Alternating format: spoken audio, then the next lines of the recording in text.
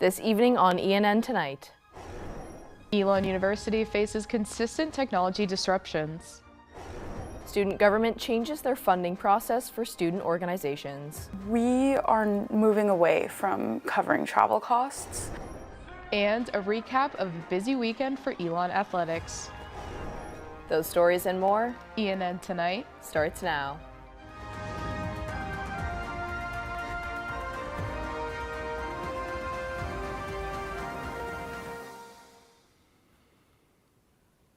Good evening and welcome to ENN Tonight. I'm Abigail Hines. And I'm Fiona McAllister. Thank you for joining us. We start tonight with Elon Student Government Association, which has released their new bylaws for 2025 to 2026. I spoke with Elon Student Body President, and she gave me more insight on the changes we can expect this upcoming semester. Now, let's go take a look. Elon's SGA makes changes and updates to their bylaws every fiscal year. But this year in particular, we'll be seeing a major shift in their financial funding process. So our biggest change in our bylaws this year, I would say, is the deadlines. We're going to have people submit we've split it into a quarterly budget system. So you'll submit your budget for the following quarter during the previous quarter, basically. When it comes to requesting funding, Cody said that SGA is moving from requests being on a rolling basis to a quarterly routine in order to eliminate extra work and stress for those going through funding request receipts. It makes it less of a full-time job for these students who are juggling all the other things that they need to do. And another huge difference in SGA funding is that we are moving away from covering travel costs. In their previous bylaws, SGA covered the cost of hotels, food, and gas for personal vehicles, but now they're not. We just feel like it's not an equitable way to use student activity fees. Cody said that SGA will continue to cover registration fees for conferences and other non-Elon hosted events, along with the cost of flights and university vehicles. Fiona McAllister, ENN Tonight. SGA's typical annual budget is around $800,000, with about half of that allotted to student activities. Elon has started welcoming the class of 2029 to campus, and throughout this spring, students and community members can expect to see more admitted students on campus. Planned events include interview weekends for scholarship programs such as Fellows, where prospective students can learn about the school, meet with current students, and interview for their respective programs. African American, Latinx, Asian and Pacific Islander, Native American, and multiracial students, as well as LGBTQIA+ identifying students and Odyssey program recipients, are invited to campus for Phoenix Fusion, a weekend of programming and campus exploration, along with the opportunity to stay overnight in a dorm with a current student. 3 Phoenix Friday events are also set to be held throughout March and April for all admitted students to learn more about Elon and meet future classmates. Student and staff inboxes have been flooded in recent weeks with notifications for increases in technical and connectivity issues. This week, the tech problems were at a peak, with campus losing Wi-Fi completely. Our Alice Morrissey has more on the story. Computers, cell phones, and general technology has become a staple in every Elon student's daily workflow. However, in recent weeks, the sound of phones buzzing and keyboards typing have been replaced by one more specific sound. Internet and connection issues have been addressed by the school via e-alerts 5 times in the last 2 weeks. The IT issues have been leaving some students unable to submit or access classwork. I was trying to submit a lab on whatever the day was that the power went out. I think it was Wednesday. And I completely lost power in my day and lost Wi-Fi. And I couldn't submit it on time. I had to submit a day late. Students first started to notice technical issues at the beginning of the spring semester and have only seen them increase as classes continue. Many students are concerned about how the internet problems may affect their academics if the issue is not solved. It has been affecting my work, so I really hope that they get it figured out quickly. Because I think if it keeps happening, my work and my grades might actually suffer. Elon News Network reached out to both Technology Services and Elon's Chief Information Officers. However, neither department is willing to comment at this time. Alice Morrissey, ENN Tonight. Be sure to keep up with Elon e-alerts for any future tech problems. With Elon's spring break only 3 weeks away, many students already have plans to drive, fly, or travel. ENN's Angelina Fantaroni has students' feelings about flying after seeing recent plane crashes in the media. Going home, skiing, boating, and traveling are just some of the things Elon students are doing for spring break. I'm going home. I live up in Connecticut. Going back home, then going to Syracuse. I'm going back home to LA. I'm going back home to Massachusetts. In total, there have been 94 aviation accidents in 2025, according to the National Transportation Safety Board. 14 of them have been deadly.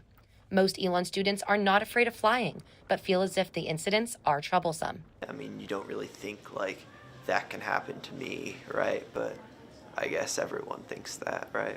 I mean, percent chance of you actually getting in a plane crash is still pretty low, so I'm not really that worried about flying.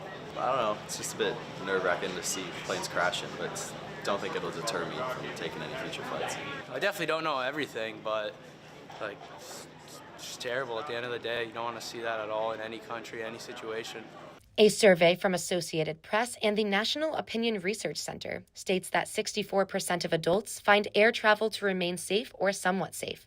This is a 7% decrease from last year.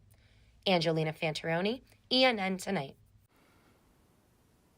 Tomorrow morning at 6 a.m., Elon University polls will release their recent findings regarding President Trump's first month in office. The poll covers attitudes on various topics, including immigration, tariffs, and currency production.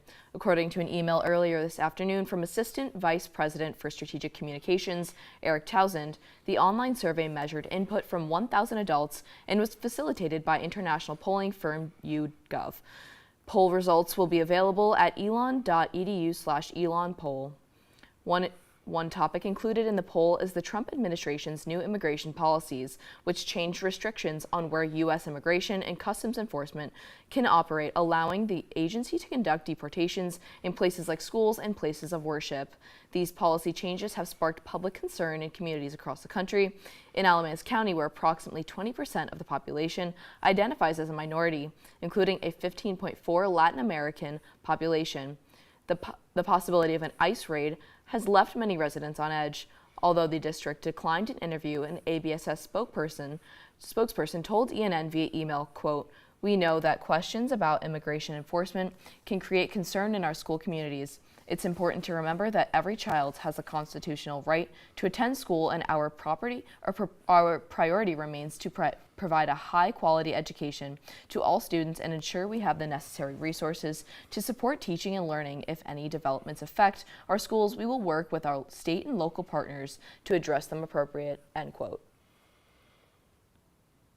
After the break, we'll take a look at how Alamance County is recognizing its past through an annual vigil.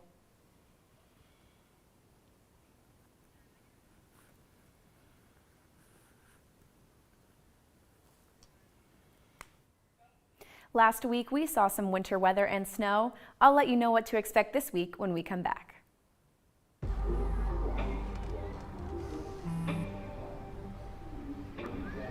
I don't know why you're so sad. You've got a roof over your head. You gotta stop with that depression stuff. That's what white people think. You alright? It just feels like it's coming from everywhere. Do you want to talk about it? You can talk to me if you're feeling sad. Whenever you need to talk, I'm here, okay? Whether it's our stories, the warmth of our laugh, or our family's secret sauce, we all bring something different to the table. So make some space. The power of connection is waiting right outside your comfort zone. Learn how you can help strengthen your community at belongingbeginswithus.org/teamup.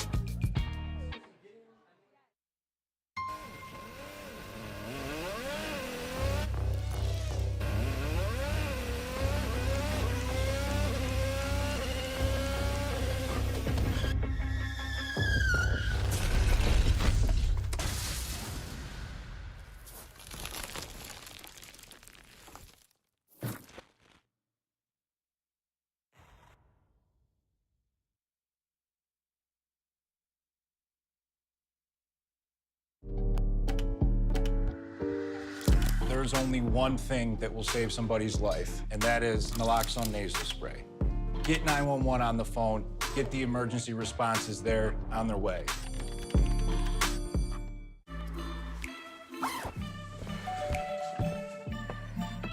Yo, camping buddy. Okay, you guys ready? Dude, I thought you were driving. I thought you were driving. Oh, I never said I was driving. I definitely can't drive.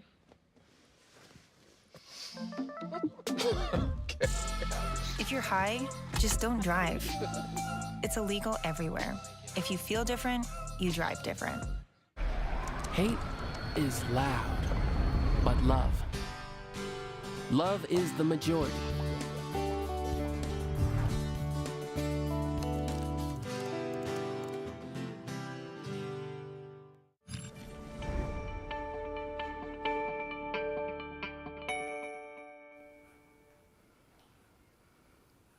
It's been pretty chilly lately, and we even saw some snow last week.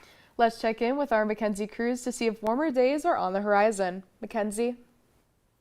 Thanks, Abigail and Fiona. After last week's winter storm, we are finally looking at sunny skies and spring weather coming up this week. Now for your Phoenix 5-day forecast. Tonight will be a low of 34 and clear skies with a breeze. Tomorrow will be mostly sunny with a high of 67. Wednesday is looking at a high of 68 and more sun. Thursday, the clouds will come back with a chance of showers in the afternoon and a high in the mid-60s again. The sun will come back out Friday, along with some wind and a high of 55. Finally, we're looking at more sun on Saturday with a high of 65. As we move into March, it looks like we're done with snow here at Elon and moving on to spring weather. This coming month will be fluctuating around the mid-60s, and we're looking at a good bit of rain. And get ready because pollen season is starting here in early March, and it will reach its height in April. That's all I have. Back to you at the desk. Thanks, Mackenzie. Glad to hear it's warming up soon. But while the snow may be coming to an end, its effects can be seen for the Alamance-Burlington school system, which is adding school days to this academic year's calendar. Last week's snow caused ABSS to cancel school for the 5th and 6th days so far this school year. And while the school system budgets extra days for weather-related closures, this year's snow days have surpassed those scheduled days.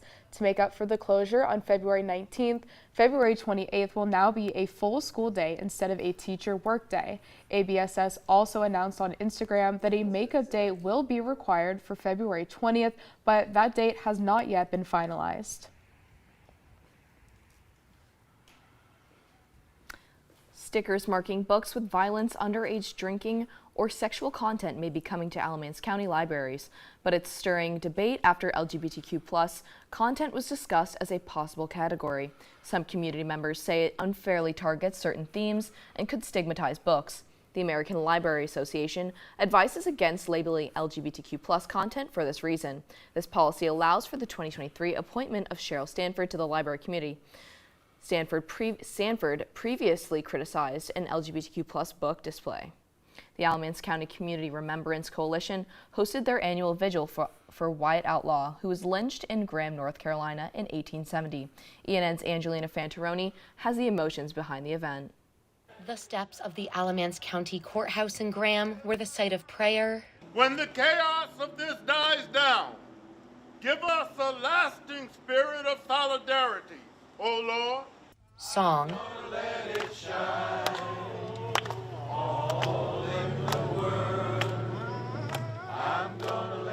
And emotion. I have complicated feelings because you can't make any of this stuff right? Like you can't fix anything. But we do these things because we as a community should acknowledge the blood that's in the soil. The blood that was spilled injustly. The annual vigil features soil from the 3 documented lynching sites in Alamance County. It's really important for the community to learn about our history because we'll never be able to move forward and make progress until we understand what has happened in the past. The coalition works closely with the Equal Justice Initiative to educate the community about history in Alamance County. They provide guidance along the way as we work on our soil collection project, which we did in 2021, which the soil's here today for people to interact with. In front of the courthouse lies a Confederate monument. The coalition says they recognize the history behind it, but want to add plaques of the 3 lynching victims. The South is not just Confederate soldiers. The South is also this other part of our history that we have of racial terror. The vigil ended with attendees lighting candles together in solidarity of Black history. Angelina Fancheroni, ENN Tonight.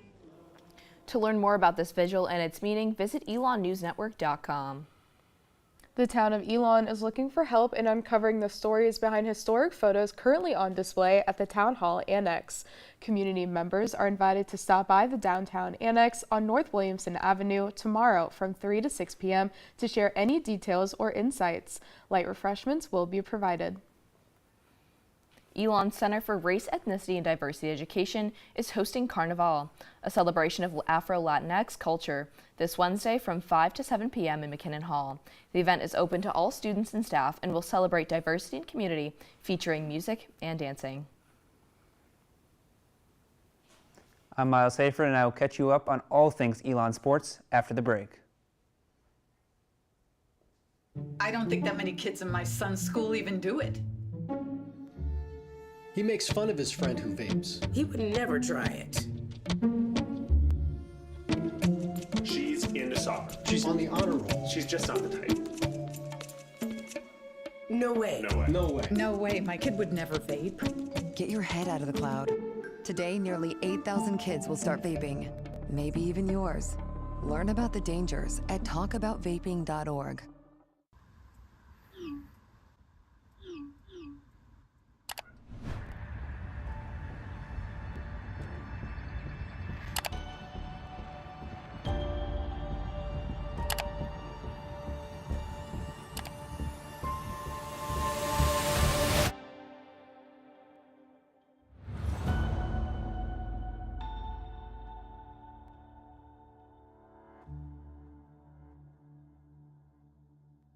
Even more than I wanted a gold medal, I wanted a heart of gold, like the mentors who were my balance beams refusing to let me down, and the coaches who spoke out to anything out of bounds, heroes who never stood on podiums, but stood up for me. Every shot I made, give the assist to those who since my youth were referees, ready to blow the whistle and end abuse. I rescued Toast from a shelter in 2011. I love Toast because she's a lazy diva. Toast does whatever she wants, obviously. She's sleeping right now. She's an epic snuggler. She's so comforting. She's so loving. Toast makes me laugh. When I walked into the shelter, I knew right then that she was special.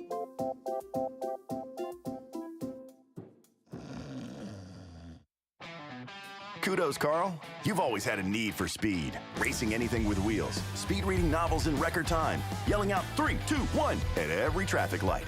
But this time, you've taken your power obsession to the next level. By purchasing this electric vehicle, you've given yourself instant torque that blows your old launch times away, which will keep you saying, "Woo-wee," every time you punch the pedal. Good for your adrenaline, great for the planet. That's the power of EV.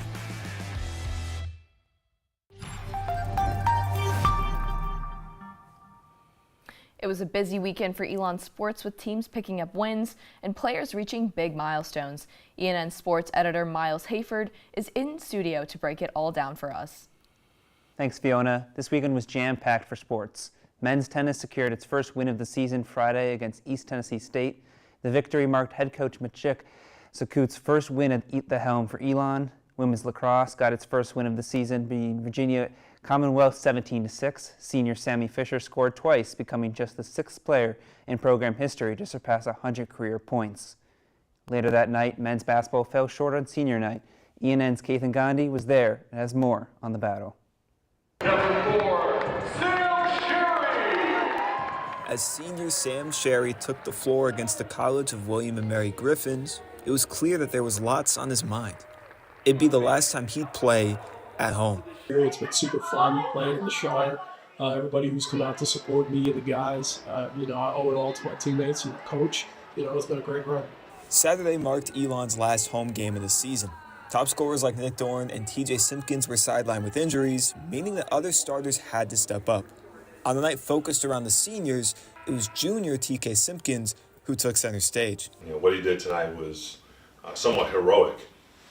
Full court pressure, break the pressure, still scoring the half court. I just thought he did so much. Simpkins flew high, leading the team with 30 points. Despite his performance, Elon struggled to defend a team that was not afraid to shoot the three. That makes it difficult. It really puts a lot of pressure on your defense to extend beyond the line. They back that up with a really good cutting away from the basket. Elon pushed for a comeback, but a mid-game 18-0 run by the Griffins proved too much to overcome. They ultimately lost 79-70. As the Phoenix enter their last two games, they look to find confidence to carry to the CAA championship. Keithan Gandhi, ENN Tonight. The Phoenix next play Monmouth University on the road February 27th. Women's basketball also had tough conference games this weekend, losing to Delaware Friday and Drexel yesterday. Softball hit the road for the Clemson Classic, picking up 2 wins over Villanova, but falling to Marshall and host Clemson. Women's tennis hosted 3 matches this weekend and won 2 of them, losing yesterday to Furman. Head coach Elizabeth Anderson said the team's success on the court can be attributed to a new individualized training program the team has implemented. All while that was happening, Elon Baseball hosted Binghamton for a weekend series, dropping 2 of 3 games at Latham Park. Friday's opener started as a pitching duel, with both teams going scoreless through 5 innings. Starting pitcher for the Phoenix, Justin Mitrovic, who is expected to be drafted after this season, experienced success by mixing speed and finesse. On Friday, Mitrovic racked up 8 strikeouts. Binghamton's starting pitcher matched Mitrovic's energy, having 7 strikeouts and only allowing 1 hit. Once the bullpens took over, the game broke open. Elon fought back from a pair of 2-run innings, but couldn't overcome a 4-run 9th inning, falling 8-4. Following the game, head coach Mike Kennedy said he was proud of the offensive veterans who battle regardless of the opponent. Saturday was tougher for the Phoenix, as its offense couldn't get anything going in a 7-0 shutout loss. But on Sunday, Elon came back strong, dominating in an 8-2 win, avoiding the series sweep and picking up its 2nd win of the season. Elon now looks ahead to its next matchup against Wake Forest tomorrow afternoon in Winston-Salem as it tries to build momentum. That's all I have for this week's sports update. Back to you, Abigail, at the desk. Thanks, Miles.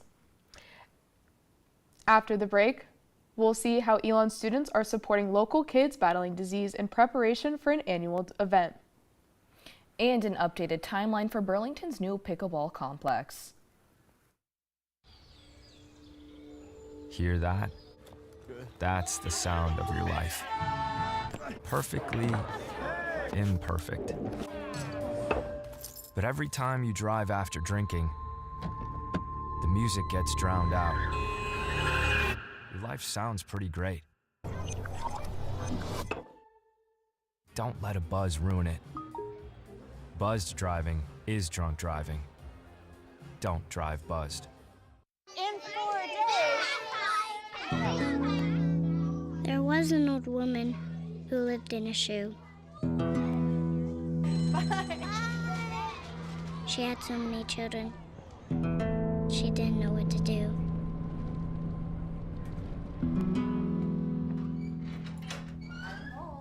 Did you have a good day at school?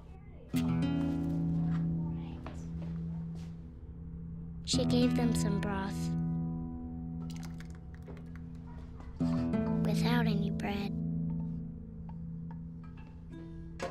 There you go.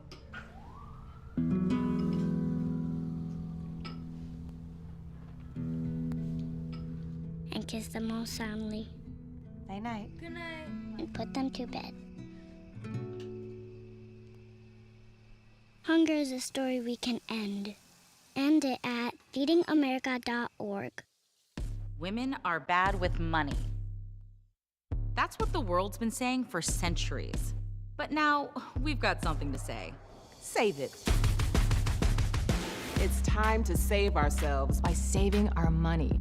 Until we're no longer 80% more likely than men to live in poverty in retirement. Save it. The falsehoods, the feelings of fault. Then, the funds. Learn how to save for your retirement at wesaysaveit.org. I've always been told I gotta be strong. thick skin, tough as nails. But to be everything for everybody, it wears on you. Black don't crack, they say. But it can. We all can. Reach out to a friend if you see them going through it. No matter who you are, being vulnerable is what makes us whole. Learn how to help at seizetheawkward.org. Elon Thon hosted their second annual Spring Field Day to raise money for Duke Children's Hospital. Students and Miracle Children participated in activities and got to know one another. Let's check out the event. With just a few weeks until Elon Thon's dance marathon, Elon Thon held a field day for students and the families of Miracle Children to play some games and have a fun afternoon. Today we are doing Field Day, which is our second time ever doing it. We did it for the first time in the fall, and we are doing it to get our Miracle Kids on campus prior to our main event in April, so then our student population could get to know our kids. 3 Miracle Children, Bella, Gio, and Connor, participated in Field Day alongside Elon Thon's executive team and Zeta Beta Tau fraternity. Getting the families here and seeing these kids smile and this does mean a lot to them. So it is pretty touching to see them out here having fun because they do have a very tough life. Elon Thon is an opportunity for students like Olivia Feast to connect with others on campus, but also with the greater community around her. So I joined Elon Thon my freshman year. I was looking for friends, but also a way to make a difference in the world. And Elon Thon has really just helped me learn so much more about the community around me and things that are so much bigger than myself, while also making so many new friends. Elon Thon aims to help fundraise for research, toys, and crafts for kids receiving treatment at Duke Children's. I have been able to see firsthand what this organization does for these children, and being the head of that is something that I'll never take for granted in life. Abigail Hines, ENN Tonight. Elon Thon's Dance Marathon event will take place on April 6th in Alumni Gym. City officials now expect the pickleball complex at Burlington's City Park to be completed in early April, more than 6 months after its original date of completion last September. In addition to the City Park complex, 6 more courts are under construction at Fairchild Park as part of the same over $4 million contract approved in 2023. Recreation and Parks Director Tony Laws explained that the multi-million-dollar complex was already behind schedule before this winter's cold weather, further delaying the project's timeline. Other setbacks include rerouting a sewer line and delays with getting light poles for the project. The wait continues, but with progress picking up, Burlington residents may soon be able to break out their paddles. The Department of Performing Arts at Elon University is set to present Emanation, the spring dance concert. Emanation is an evening-length performance that delves into the transformative power of movement and the flow of creation.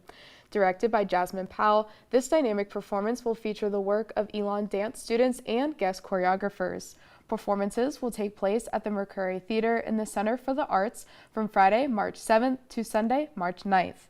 Showtimes include 7:30 p.m. on March 7th, 2 p.m. and 7:30 p.m. on March 8th, and 2 p.m. on March 9th. Tickets are $15 or free with an Elon ID and can now be purchased online at elontickets.com. Elon University's annual Relay for Life event will take place at 6 p.m. this Friday in the Phoenix Activities and Recreation Center.